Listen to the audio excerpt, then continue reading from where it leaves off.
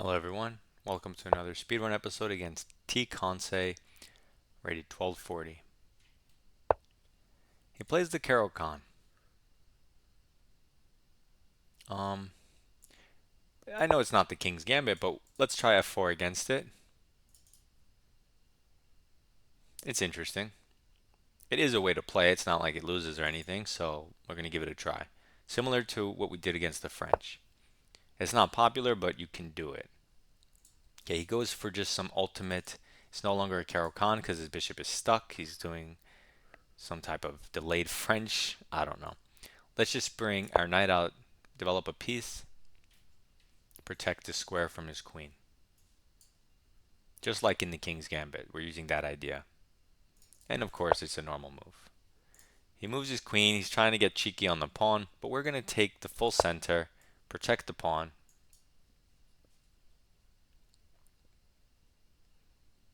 And I already prefer white. Okay, so he makes this super small center. We're going to get out another piece. He makes a slow pawn move. We're going to get out another piece. A very passive developing move. We're going to castle, developing another piece. Just doing normal stuff, no theory, just making moves. Somewhat normal moves. He moves the knight. Now he's kind of just stuck. He is just stuck. So now I'm going to look for a time to strike in the center. We also could build up too. Okay, let's develop our bishop.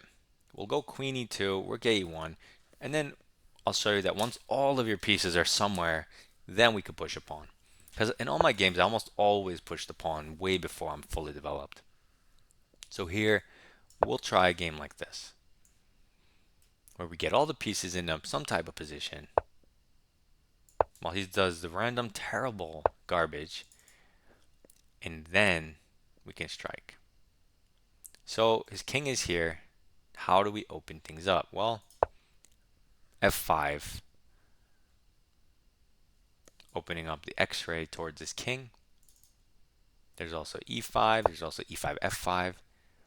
So he ignores, moves the knight. Here, don't know what it does, and here comes e5. Not sure what the best move order is with pawns in the center, I never am. But just push them, try to detonate them so that your pieces stare at his king. Clearly, if me and black get into a fight, white's pieces are much better placed for the fight as he prepares for the next game and allows the devastating pawn push to f6. But it also, his position is collapsing for so many reasons. First of all, the whole goal was to open the e-file, so let's do that with tempo while gaining free material. He jumps his knight in the center. Again, no threats, right? So we're just going to continue ripping open his king. No big deal. His king is looking awfully suspicious, right? And you can see I didn't do anything. I even patiently waited. You see, just because your opponent plays slow, you get this urge like you have to punish him immediately. And there might be critical lines where you do punish them immediately, but they're very enginey and you have to play accurately. But if you just calm down, get all your pieces in the game first, and then strike, sure, maybe you gave him time to shore up his defenses and avoid some critical lines, but so what? Now you're well developed. You can start a nice principled attack from a position of strength. And what's there to complain about? So now he's stuck, stumped, because he's thinking, if he takes it back with the bishop, I mean, it's pinned. If he takes it back with the pawn, he opens up his king on the diagonal. He's toast. The evaluation must be ridiculous here.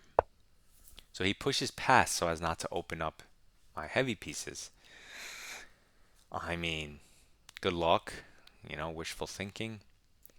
Perhaps we can even go here, right? Really just putting the nail in the coffin.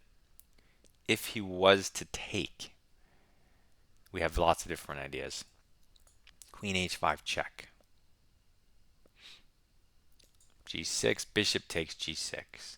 Pawn takes, queen takes, check. King goes over, boom, check. Like, there's so many good moves. Even now, you just push and the bishop's trapped, right? I'm just trying to look for something cooler, but same thing with this pawn. Either bishop is trapped, whichever way you push. But by pushing the e1, you're guaranteed to get rid of that pawn. Whichever pawn you push, you're guaranteed to move it out of the way for the bishop.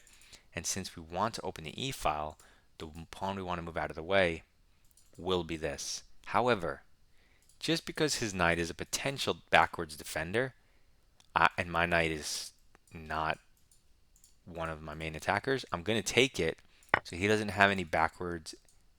Like, he could have taken the pawn with the knight, and when I take it with the other knight, trying to stay solid and give up the knight. But I'm not allowing that because I took it. Now I'm going to trap his bishop and open the king. And now he could take it, but it's still a problem. So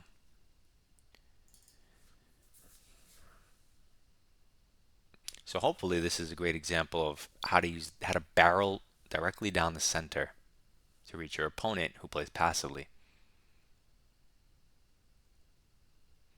It shows you about the 3-pawn center, which are sometimes hard to hold and maintain. He takes with the bishop. That's just a piece, so let's take it. And now he leaves this here as a defender, which I get, but what about your knight? One day you have to bring it in the game, right? Also, this bishop move removes the queen's control, so it could be dangerous.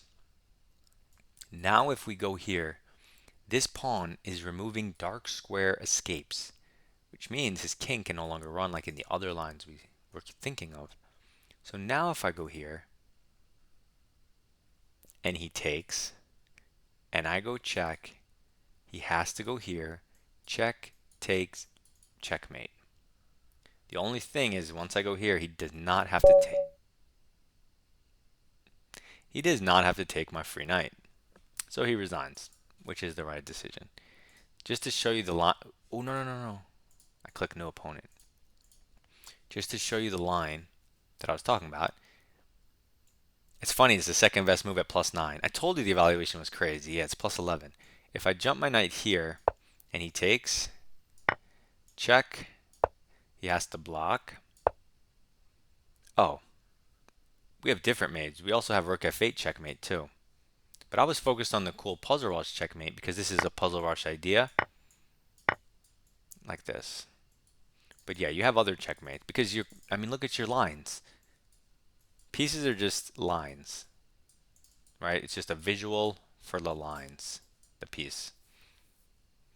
And the lines lead directly towards his king and destruction. So let's go over the game. Request an analysis. So we play f4, even though it's not the king's gambit. We're still shifting our pawn structure, the triangle, somewhat in this direction. Okay, 94%, only inaccuracies. Let's go over the game. Development and center. Center, development, and defense.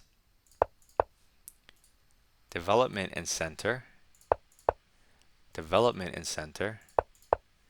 King safety and development. Development. Development and center. My rooks are connected. 1, 2, 3, 4 moves before black. And the evaluation says +2. Basically losing. So you see, you can use that counting method. Oh, he has 4 turns until he can connect his rooks. And see how far away you are. If you're 3 turns away, then you guys are close, so it's no big deal. But if you're 4 turns ahead of him, that's a huge big deal. Anyway, you see he's just playing dumb and it's +2.7. So now you know that these setups are really bad. But don't be in a rush to try to punish them. Just get your development in order. So, least active piece, development center. And now that everything's in position, e5 or f5. We play f5, but you could have started with e5, probably even more accurate. In any case, we're just trying to rip open the king. All of your pieces are in position. Now it's time for pawn play. So here we go. He ignores us, and that's how practically difficult it is to play. you'd think you wouldn't want to take, right? So you make like a improving move with your piece, and it's just lost. It's not easy to play from black. That's why you shouldn't be horsing around. Now we play e5, improve our position for free. And of course, you can't go back home. This is ridiculous. As your pawn is hanging. So free stuff for free. Improving our position for free. We don't care about pawns. We want to throw them off the board.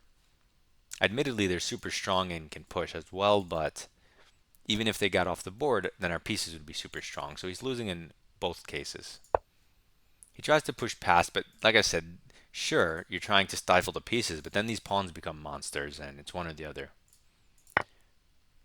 Okay, we start with taking the knight. You can obviously just push your pawn first, but this is forcing enough. I mean, what's he going to do? His best move is actually not even to take your knight. That's how bad his position is.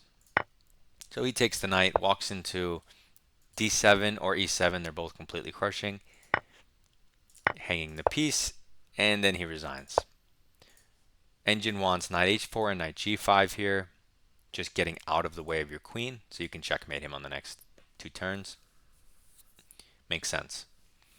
So another smooth game where we don't play the King's Gambit, but we're still utilizing the f4 concept, because a lot of times pawn structures transpose, so we're just using it to try to build a repertoire around it. Anyway, hopefully this made sense. Good luck in your chess. Submit your rapid games in my Discord. Thank you for all watching, for helping me reach 600 and however many subscribers. It's nuts that you guys watch my stuff, so thank you. Goodbye.